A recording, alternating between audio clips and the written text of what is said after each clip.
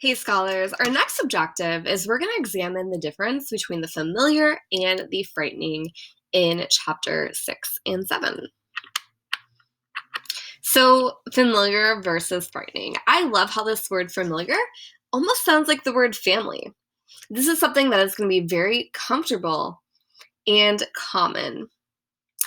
Now, frightening, I think y'all know what that means, right? Frightening means something that is really, really scary, okay? So I wanted to give y'all some examples. Dogs, for example. If I see this cute little bulldog, that's going to be familiar to me. I'm going to want to pet that dog. It's going to remind me of Carson, and I'm not going to feel scared at all if I see this cute little bulldog. However, if I see a dog like this, and it's raising its teeth at me, it's barking, I am going to be really scared and want to get away from that dog because it could hurt me. So a dog, right, can be familiar and really cute, or it can be really frightening and scary depending on the situation. Another example I thought of is men. Okay, if I see a man like this with his child, it's going to remind me of my dad. My dad is super familiar to me. I'm always happy to see my dad, and I feel really safe around him. However, if I see a man on the street and he looks like this, I'm going to be really scared, and I am probably going to walk away and hope this man does not follow me. So just like a dog could look, familiar or frightening, a man could also look familiar or frightening depending on the situation.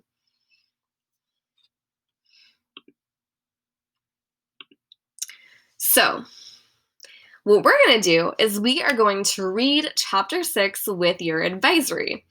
Your advisors have been given chapter 6 and my notes for questions to ask y'all.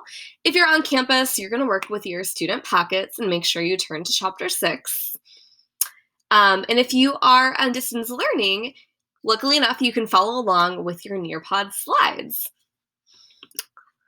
So advisors, if you're distance learning, you might want to do this so that scholars can read along with you when you do your read aloud. Now, a lot of things change in chapter 6. Depending on how your advisory is going, you might want to read the whole chapter 6 like I like to do with my advisory, or you also might want to pause. So I'm just going to go ahead and preview those discussion questions with you. Your first one is going to be asking you why Papa isn't coming to Uncle Heinrich's house with Mama and the girls, and you're going to use a form of the word suspicious in your answer. I love Among Us because all of y'all should know what suspicious or sus means. Don't be suspicious, don't be suspicious. Then you'll continue reading, or you'll not do that and you've already read everything if your advisor decides to take a break. That is up to you. All right, so this next question is about Mama and the soldier. You're going to explain the soldier's conversation with Mama here and tell me why Anne-Marie and Mama are particularly frightened.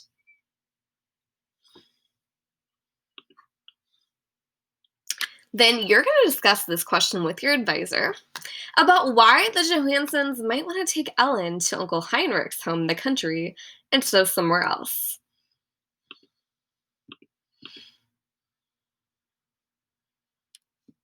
Then tell me why you think Papa is speaking in a secret code to Uncle Heinrich.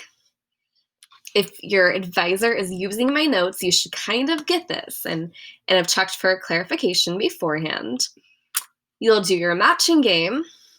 And then finally, you're going to go to Google Classroom for your exit ticket. Have a wonderful day and do some independent reading if you happen to finish early. We'll come back tomorrow and examine more between the familiar and frightening. Have a wonderful day, scholars. Thank you for working so hard.